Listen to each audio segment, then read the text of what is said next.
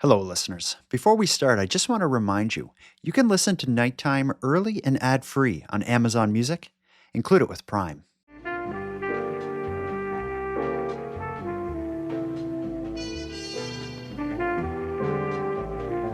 You are listening to the Nighttime Podcast. Hello, listeners. It's now been over 2 weeks since 6-year-old Lily Sullivan and her 4-year-old brother Jack were first reported missing from their rural Nova Scotian home. As we detailed in previous Nighttime episodes, the children's mother and stepfather told police that when they woke at around 10 a.m. on Friday, May 2nd, Lily and Jack were gone. There was no indication of where they may have gone or how they left. What followed has been one of the most intense and expansive search efforts this region has ever seen, and one of the highest profile cases this province has ever served as setting for. Yet despite all the international attention and 2 weeks of desperate searching, there is still no sign of the children, and hope has long since given way to uncertainty. In this episode, Madeleine Klein and I are going to walk through everything that's happened during the second week of Jack and Lily's disappearance.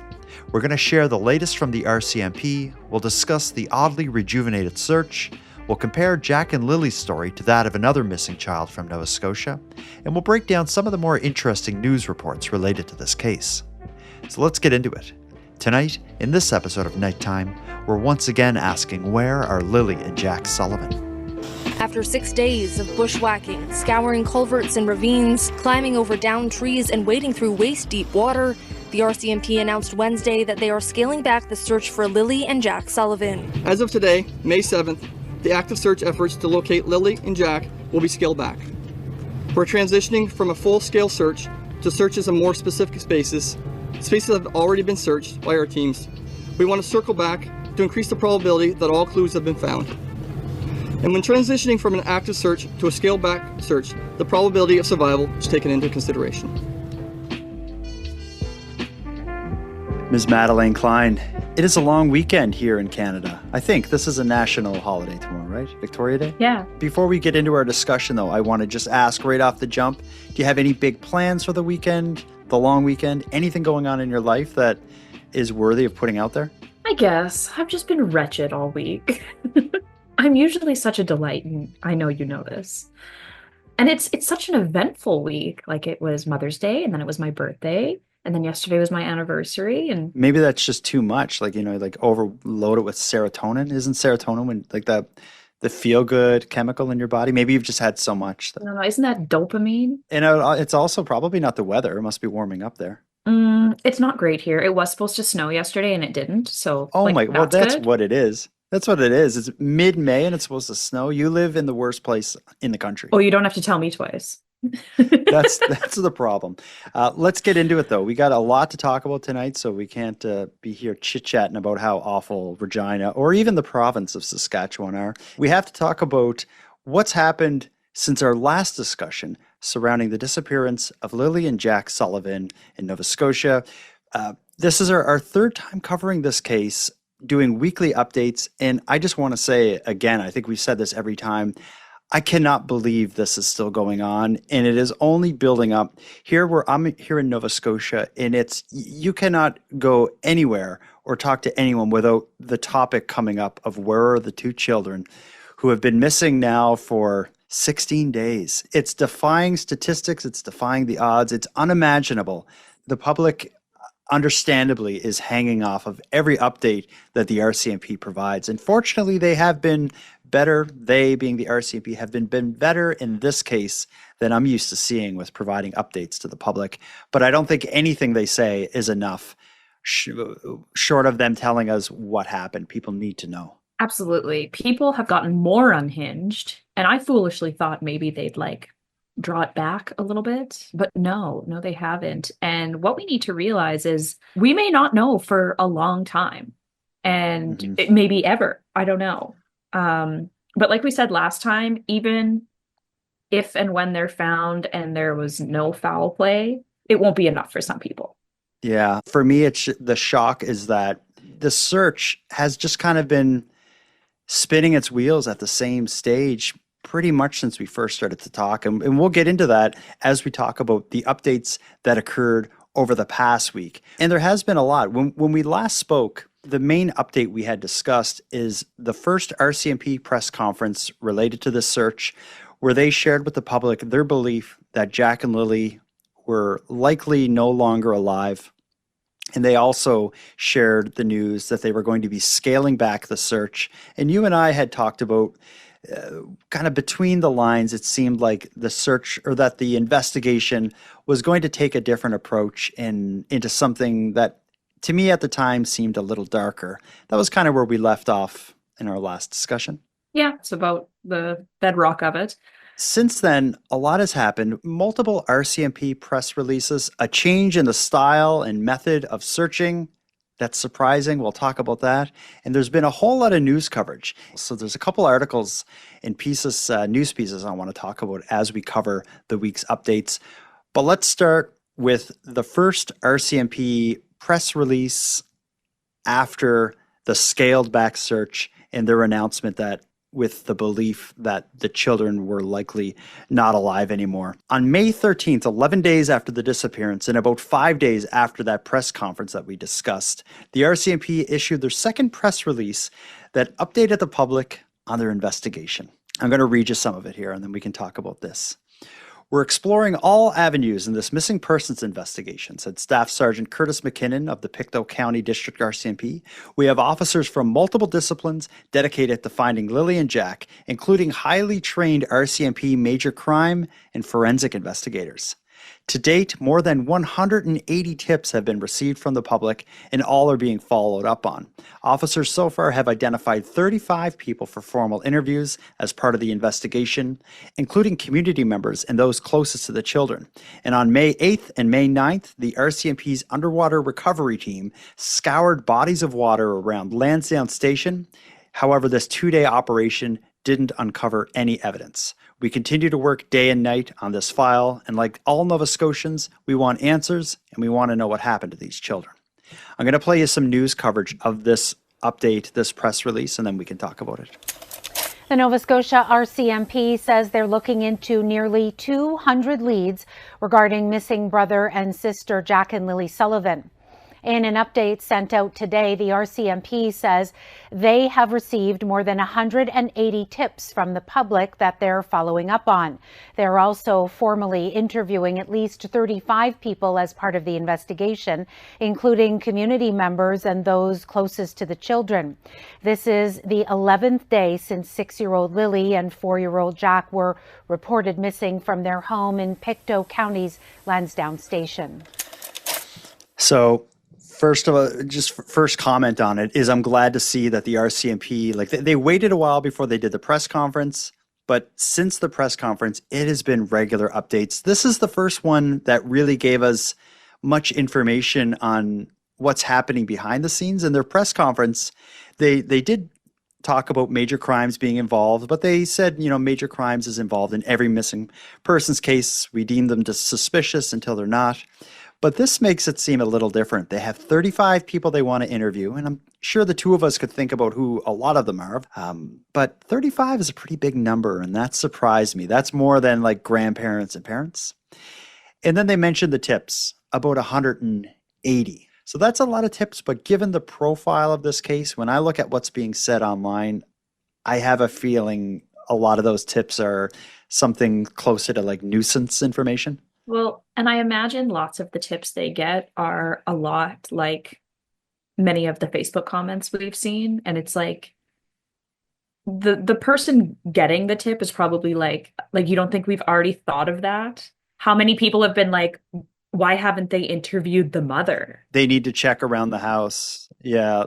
I saw an example tonight of something that I could see as maybe not the best use of the RCMP's time. Someone had posted online a photo of the same type of boot that Jack was said to be seen with. Jack, when he left, he was wearing what was described as a dinosaur boot, a dinosaur pattern boot.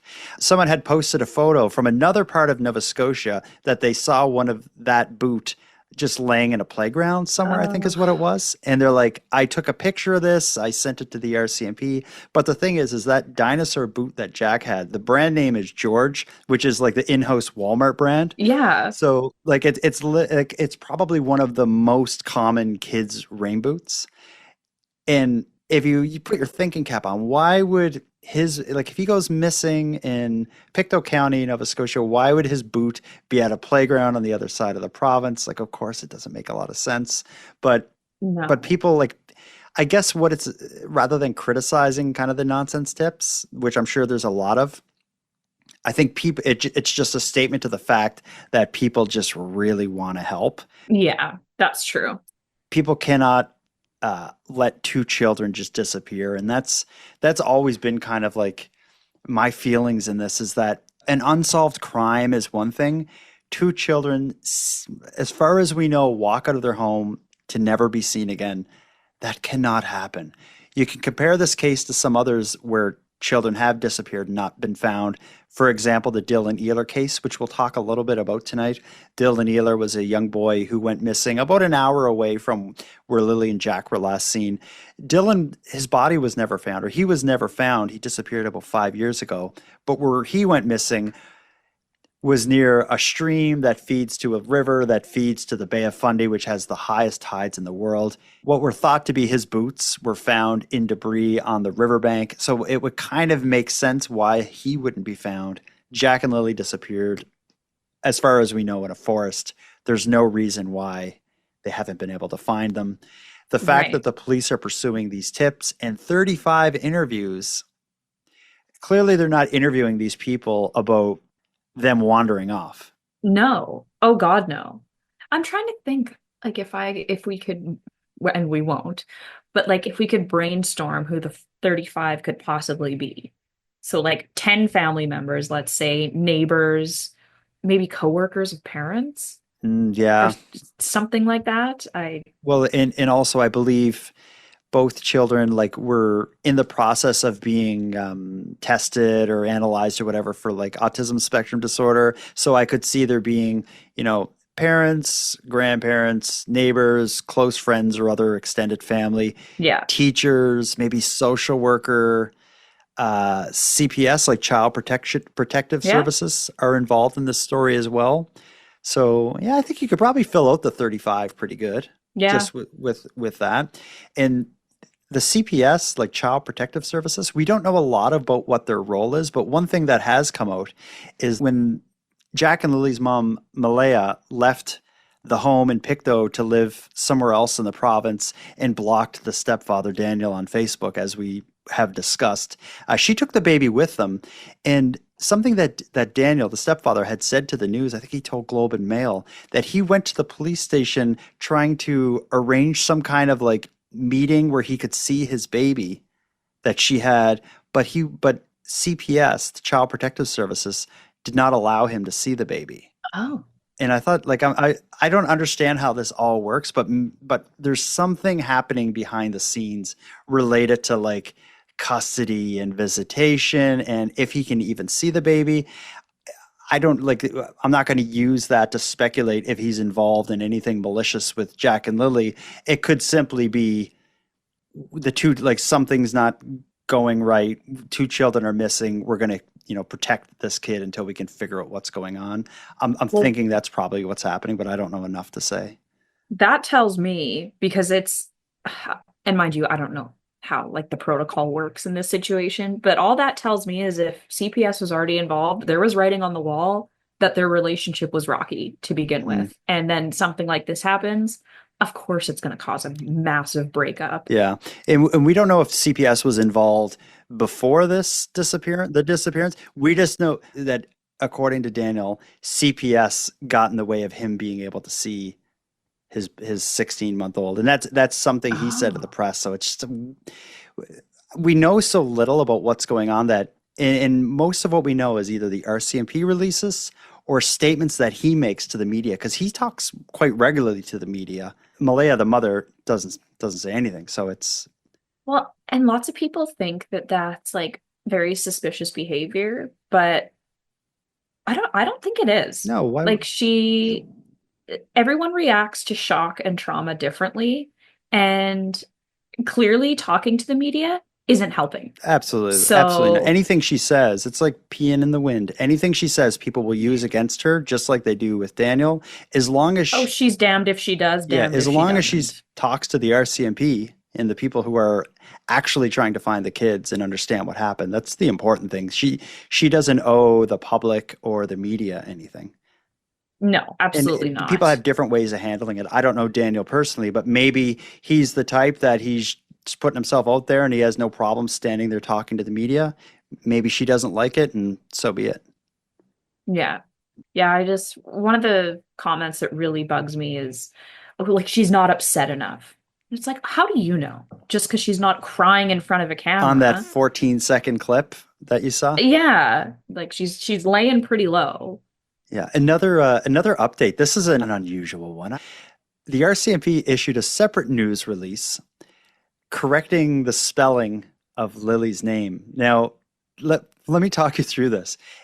From the very beginning, it was Jack and Lilly, Lily, is how it was spelled. If you go through news articles, everything at the beginning on CBC, any news, the RCMP, they were spelling it with one L in the middle, like Lily.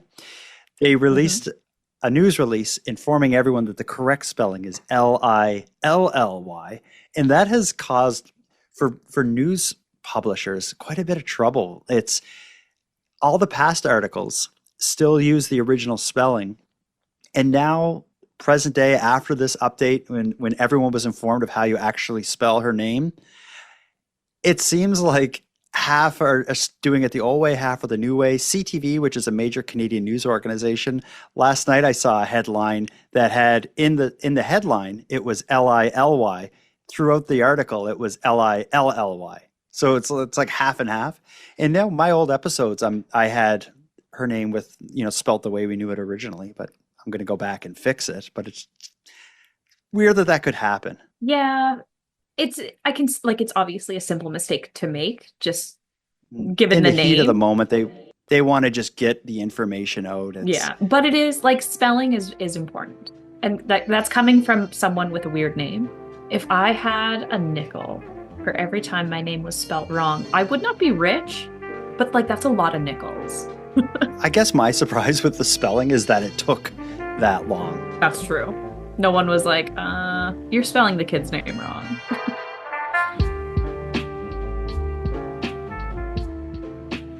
We've already mentioned Dylan Eeler. He went missing in Truro in 2020. Many similarities between Dylan Eeler's disappearance and the disappearance of Jack and Lilly. I'm just going to name a few of them. For one, and I've done episodes, I've 2 episodes about Dylan Eeler's case. I've interviewed his father and his grandmother, so regular listeners of Nighttime will be familiar with the story. But some of the similarities is both disappearances happened during a moment of inattention from a caregiver. Jack and Lily's parents, mom and stepfather, were sleeping in, laying in bed, leaving them out in the living room to do their thing, and somehow during that period of time, they seemingly wandered off. In Dylan Eeler's case, he was in his grandmother's backyard. Her story was that she turned her back to him briefly to put the dog on a leash, and when she turned back, he was gone. Both were young children when it happened. Both were said to be on the autism spectrum. Just interesting similarity. Both cases led to heavy accusations being put on the missing child's parents. Dylan Eeler's parents had to go as far as to file cyberbullying-related lawsuits against administrators of a Facebook group that was primarily driven by the idea that they had harmed their child. They successfully sued the people who ran a Facebook group that was Good. just judging from some Facebook comments, people are still accusing the parents, grandparents of that case. So absolutely. And a lot of what I see now in the Jack and Lilly story is very similar to what was happening in Dylan Eeler's case right after his disappearance. People were going through everything his mother ever posted online and looking at, what's in the background of her photos and what music's playing and what that could mean to the horrible thing we think she did to her kid, sort of thing. I mentioned the cyberbullying lawsuit. Dylan Ehler's parents successfully sued the administrators of a Facebook group. Dylan Ehler's parents' lawyer in that lawsuit was on the news discussing the allegations that are being made publicly against Jack and Lilly's mother and stepfather. There was a major article by Global News that was kind of a cautionary tale. I'm going to play a short excerpt of that news clip, and then we can talk about this mainstream coverage of how online discussion about a missing persons case could lead you in legal trouble. Here it comes. 3-year-old Dylan Ehler's disappearance in 2020 instantly sparked despair and concern amongst the public, as many took to social media to speculate on what could have happened to the boy who had seemingly vanished mere seconds of being left alone in his grandmother's yard. But online theories quickly spiraled into unproven information, some users going as far as accusing his parents of killing their child. Ehler's parents have never been charged in their son's disappearance and filed a civil case against 2 Facebook users that ended in a court settlement. But 5 years later, as another missing children's case rocks the province, widespread speculation has returned. Similar to what we dealt with on the Ehler case, there are a lot of online rumors that I'm noticing online, and a lot of accusations against the parents. 6-year-old Lily and 4-year-old Jack Sullivan were reported missing from their home in Lansdowne Station on May 2nd.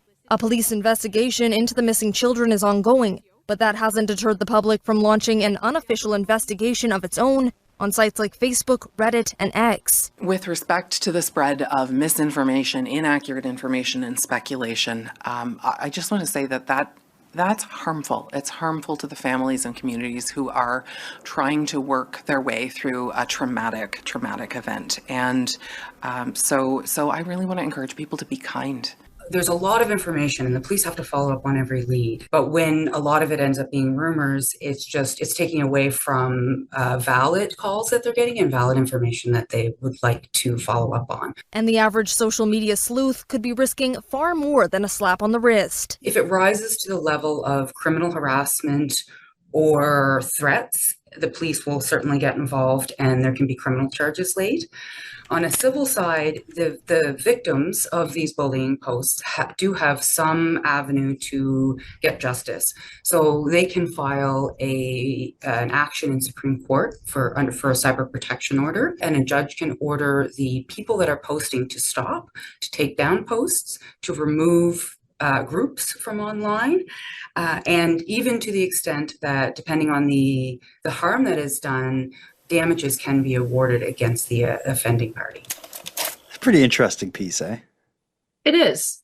It's very interesting, and I think a lot of people need to hear it because people just feel so safe behind a keyboard, and they don't realize that their actions and their words can come with consequences.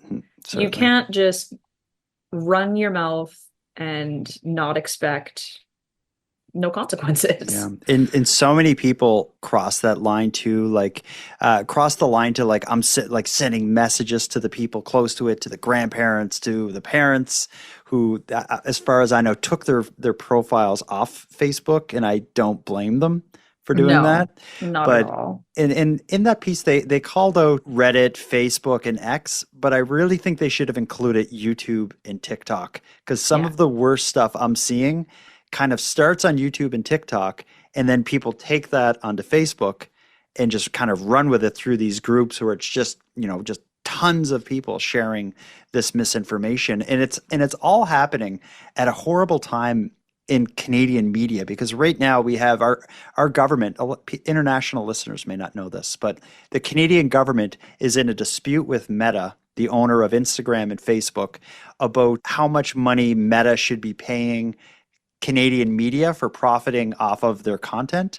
The result of this dispute between Meta and the Canadian government has led to Meta blocking news sites and their content from appearing on Facebook. So all that to say, you can't share news articles on Facebook without doing weird workarounds like taking screenshots of the articles and such. Because of that, mainstream media stuff written and published by professional journalists isn't appearing on Facebook. Instead, what is random YouTubers or random blogs. Like so much of the unvetted information by amateurs is what's kind of dominating the spread of news on Facebook. I think that is a part of this story. And just to clarify, because lots of people here get their panties in a twist about this whole thing. And their They're like, boxers. whatever. Their underwear. Yeah. I like panties. Okay. Go with it. Some people like to say like, oh, like the libs are blocking news. And it's like, no. News is not banned in Canada. You can access CBC, CTV, Global, whatever you want, just not on Facebook. Mm-hmm. Like if Facebook is your main source of news, maybe just change that. Visit their website, download their app. News is not banned in Canada. I know. News isn't. Well, here's another thing. This article came out talking about how you could find yourself in legal trouble if you libel or slander in the course of discussing this case. There are a lot of people who I don't think really understood what was being said in that news piece we just listened to, and they took that to mean we're being told we're not allowed to talk about this case online. And then I've seen people saying like, do you know that you can be arrested by the RCMP if you discuss this case online? Like people are missing, like it's going over so many people's heads, and it's, which is not surprising. The attention and the public interest in this case is so high that people of all backgrounds with all types of knowledge about media and law or Canadian law are taking part in the conversation. And a lot of what they know or are learning is what other people in the conversation are telling them. So much, it's just like this crazy dystopian game of echo telephone. Chamber. Yeah, echo chamber and a game of telephone, all based around this tragic search for two children that is now 16 days in. Yeah, it's just because like the bedrock of all of this is people want answers, and rightly so. Like I get it, and it's especially because kids are involved, like emotions are high, but yeah, people need to realize that you have free speech, but you are not free of consequence from that speech.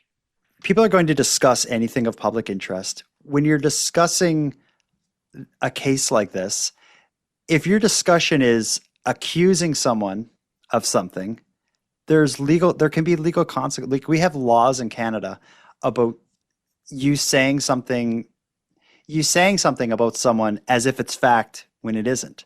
So if I say this guy did this horrible thing and I'm publishing that somewhere where thousands of people are going to read it, that's a problem. But to raise questions or discuss a part of a story, that's different. And I think it's nuanced, but a lot of people should just understand the difference between a discussion and what is libelous. What I've learned a lot these last couple weeks is very few people actually know how the law works. Well, and a lot of people arrest the parents, torture the parents until they talk. It's like, what? Yeah. What the heck? What? What are you talking about?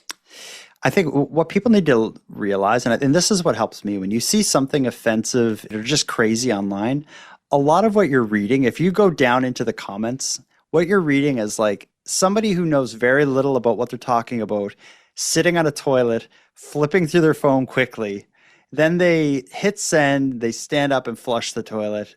And that's the end of it for them, where you're sitting there thinking like, oh, what's with this person? You can't, like, I think you need to be able to just like kind of move past it. If not, you will go crazy. And maybe that's why I was in such a bad mood this last week, is because I'm chronically online and I'm constantly reading terrible opinions from uneducated people. Oh, that's the problem. Maybe I need to get offline. I think we all do. I think like the internet's peak is long over. It's now just full of like AI is killing it, I think. I love baby AI. AI mixed with, what do you mean baby AI? Like this AI image of a little baby, like holding a muffin that it baked, or like standing next to like a carving that it made? People have taken like Judge Judy audio and put it over like baby AI. So like Judge Judy's a baby. Oh my gosh. It's so funny. The internet is so weird. But I think like now the algorithms are so intense that it wants you to stay engaged. An easy way to get you engaged is to get you passionate and get you in an argument. So I feel like social media is trying to push you into an argument about whatever it is you're interested in. God forbid you look at anything political. So AI, the algorithm's trying to make you argue, and then AI is capitalizing on that by just creating endless amounts of stuff that people can argue about. So much of what people are looking at online isn't even made by people. And it's, I find it so kind of dystopian. I think the internet peaked several years ago, and I do agree with you that we should just get away from it. But all that moves me to our next topic. There was another article that came out this week that was focused on Jack and Lilly, but from an interesting angle that I suggest everybody read this article. I think every high school kid in Canada should read this article because it's like understanding the media, how it operates, how it makes money, how media can be biased. I think that's more important now than it has ever been. But there's an article that was published by my local newspaper, the Chronicle Herald. The article's title was "The Business Model of Lies, Gossip, and Misinformation About Jack and Lilly Sullivan on Social Media." Long and wordy title. But ultimately, the article just kind of traced the source of so much of the misinformation, why it's out there, how it's monetized, who's making money from it, why they're making money from it. And it was so well done. It was beyond what I would expect like a small town paper to do. I'm going to read you just like a few excerpts of it that I've abbreviated, but I'm going to include a link to this article in the episode description, and I think everybody should read it. But I'm going to read you some excerpts here. The disappearance of Jack and Lilly Sullivan from Lansdowne Station, Nova Scotia, has sparked not only widespread concern, but also a wave of harmful online behavior. Despite an intense search effort by police and volunteers, the children have not been found, and misinformation is filling the void of facts. TikTokers and true crime YouTubers are spreading unverified theories, claiming to have found clues or even solved the case. AI-generated content is also being circulated as facts.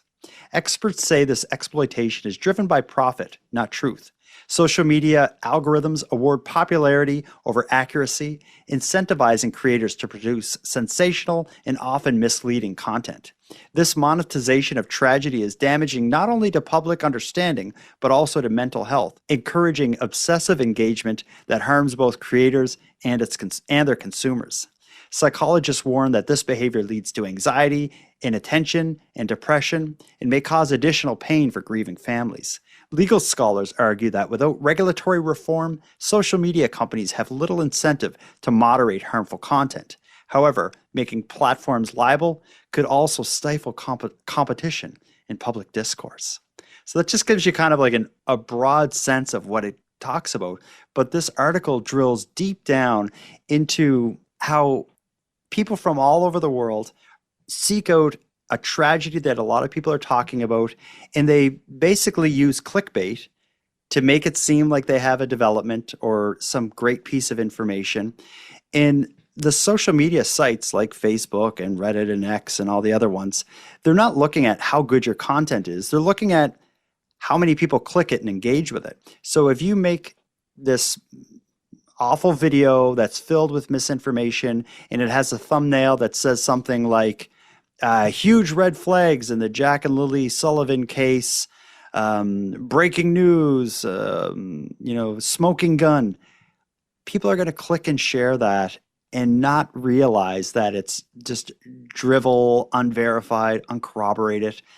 A lot of people click it. They're not going to fact check anything. They think that's the fact check. Yeah, exactly. And then social media sees how often this is getting shared and promoted. So it then shows that to everybody else who's engaged with anything about this case. And I'm finding videos covering aspects of this case that are like just utter nonsense. And I'm finding these videos with hundreds of thousands of views. I did a video myself that talked about this one rumor that goes around about this case, about this idea that the night before the children went missing, there was a large drug-fueled party at the house. You've probably heard this rumor. I have.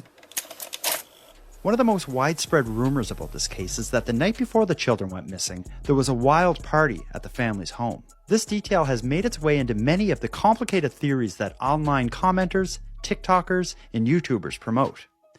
Now, don't get me wrong, I get it. A party the night before 2 kids goes missing sounds pretty sketchy. But let's take a moment and ask ourselves, where did the existence of this party come from? And prepare to cringe. It all can be traced back to one anonymous Facebook user claiming they got a message from an anonymous neighbor telling them about this party. They shared this screenshot of the conversation as proof that it happened. If you read it, they don't say there's a party. They say there was a bunch of cars in the driveway and cars on the street during the early afternoon some day earlier in the week. And that's it. It's the entire source. But somehow this sketchy screenshot has worked its way into the mainline discussion. And this is how misinformation starts.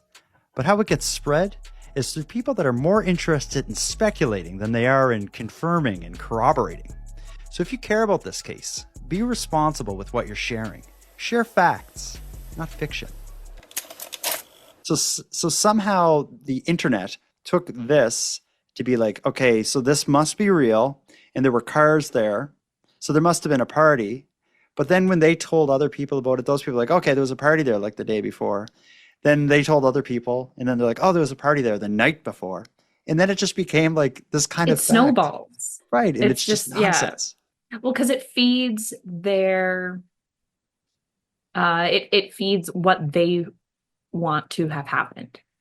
And even, like I still see a lot of the people, like the mother left, or the RCMP told her to leave, when like neither of those are correct. Well, she left. No one really knows for sure because she hasn't said, the RCMP hasn't said it, and they don't owe it to people to tell them. We are not entitled to any of that information. But I understand why people want to know that stuff. Yeah. So it's a double-edged sword because it's the more facts that are out there, the less like nonsense that will fill the vacuum.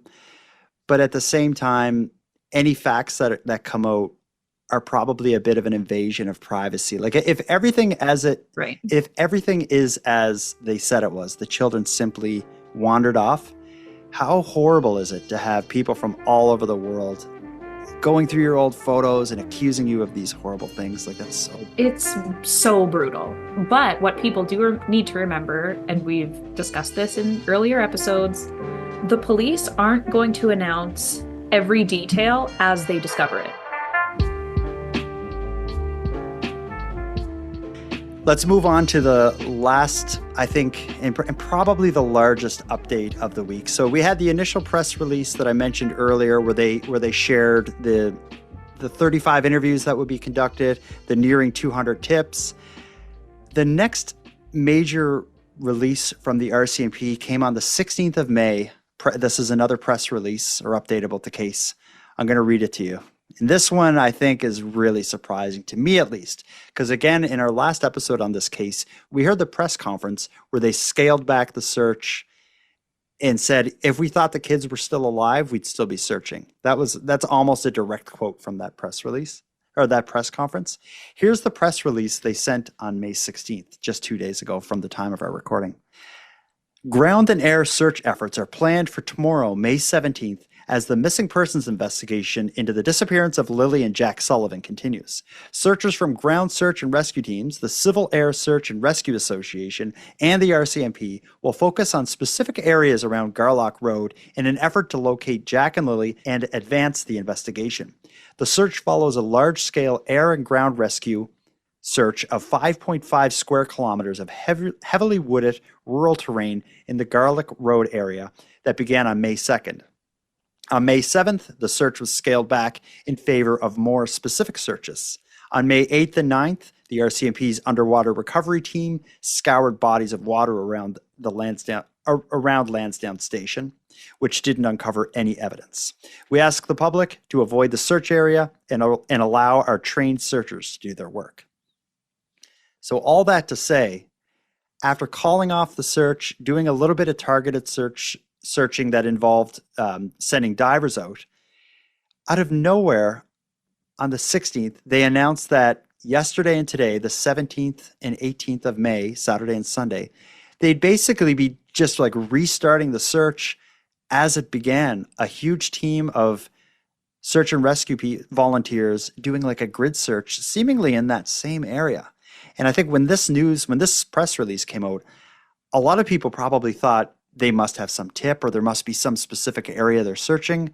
But based on the photos and everything I saw, that doesn't seem to be the case. It just seems like they're just back out there searching the same area. That all that tells me is that they're sure they're in there and they just need to find them. It seems to support that, right? They wouldn't, like, if their investigation, their interviews and all these tips and the pursuit of them, if that was leading them in a different direction, I don't think they would do this. No. They wouldn't send another 100 people out into the woods, have the helicopters going and everything else, have paid the divers. Like, I think if we don't know about what's being said to the RCMP by the stepfather and mother, but I feel like if that wasn't checking out, They wouldn't be continuing to do what they've already done. Like, it wouldn't make sense. and It's a waste of resources. I'm really surprised by that. And the weather hasn't been great the last 2 days. So these volunteer search and rescue people are out in bad conditions through thick, heavy forest. Even now, like it's spring here. So the kids were reported missing on May 2nd. Now, May 16th, 17th, 18th, it's even thicker now than it was then because there's more leaves. So the forest is filling out. Yeah. It's surprising to me, but I can get right into the next update. So that was May 16th. They announced that search. People were surprised by that. They issued a press release on May 17th that gives a bit of information about the first day of searching. I'll read a bit of this. This came out just yesterday, the 17th of May, which was a Saturday. The police say, ground and air search efforts were conducted today in Pictou County as the missing persons investigation into the disappearance of Lily and Jack Sullivan continues. More than 100 volunteer searchers from Colchester, Halifax, East Hants, Pictou County, and the Strait Area Ground Search and Rescue and the Civil Air Search and Rescue Association focused on areas around Garlock Road in an effort to locate Lily and Jack and advance the RCMP's investigation. The search was supported by the Nova Scotia Public Safety Field Communications and EHS Emergency Preparedness Special Operations. The search follows a large-scale air and ground search that began on May 2nd and was scaled back on 7th in favor of more specific searches. The search will resume tomorrow, May 18th, and we continue to ask the public to avoid the search area and allow our searchers to do their work. So that came out yesterday, Saturday evening. They were going to continue the search today at the time we're recording, which is Sunday the 18th. And pretty much up to the minute updates on this case is that the head of the search and rescue team that's organizing this search was interviewed in the news this evening and said that they had another rough and exhausting day of searching today, and they're not expecting the search to continue tomorrow, but it's ultimately going to be the RCMP that makes that decision. But they sure made it sound like the search won't continue, which would tell me it's unlikely they found anything that would motivate them to continue. Right.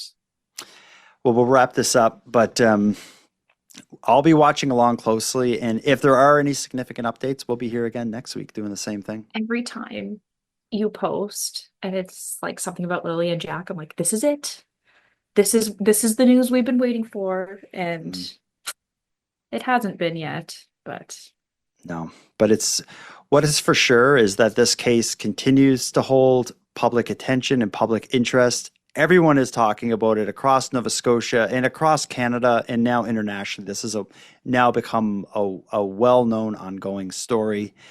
It's defied statistics, defying the odds. It's unusual. The word unprecedented has been thrown around a lot. It doesn't make sense. And yeah, something has to happen. And because there is no evidence pointing to that either parent are responsible for this, I'm really thinking about both their parents, because I couldn't imagine this. Like, imagine the helplessness that you would feel.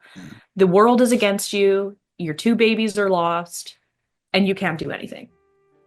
Angie just broke up. Oh, That also is so strange to me that they broke up right afterwards. And I'm not saying that to like point suspicion at them. I'm just saying like, oh my God, they got a lot going on. yeah, exactly. I couldn't imagine, and I'm not sure that I would make it through.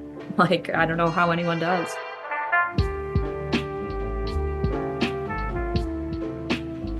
I want to thank you for joining us for this episode of Nighttime. Before I end this episode, I want to send positive vibes to everyone affected by this case. I also want to send a sincere thank you to everyone searching for Jack and Lilly. It's truly a nightmare scenario, and I think everyone out there feels the same way. When kids go missing, everything else takes second priority.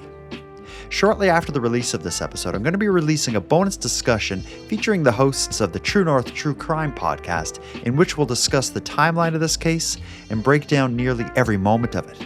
That'll be in your feed shortly. Now, with that said, I'm going to start wrapping up this episode, but before we part, I want to give out some thanks. First, a big thanks to Monty, Datta, who contributes the music for this show, and Linz from the Dystopian Simulation podcast, who provides my intro and outro voiceovers. But then lastly, and most importantly, a massive thank you goes out to each and every one of you listening to Nighttime, as without your interest and your support, this show would be as pointless as it would be impossible. Now, on the topic of support, let me thank the newest subscribers to the premium feed. Gail, Morbogue, and Kevin, we appreciate you. And for anyone else who'd like to support the show, you can help us out here in a variety of ways. First of all, a premium feed subscription costs just a couple bucks a month, and that money will fund the creation of new episodes. But the premium feed will also give you those new episodes 2 days early, give them to you ad-free, and give you access to a back catalog of Nighttime episodes. If that sounds like something you're interested in, you can go premium right now at nighttimepodcast.com/subscribe. And even if you don't want to go premium, you can still support the show by sharing this episode on social media and letting all your like-minded friends know they should listen. Your support is very much appreciated. Now, until next time, take care of each other, hug your loved ones tight, and let me know if you see anything weird. The Nighttime Podcast is written, hosted, and produced by Jordan Bonaparte.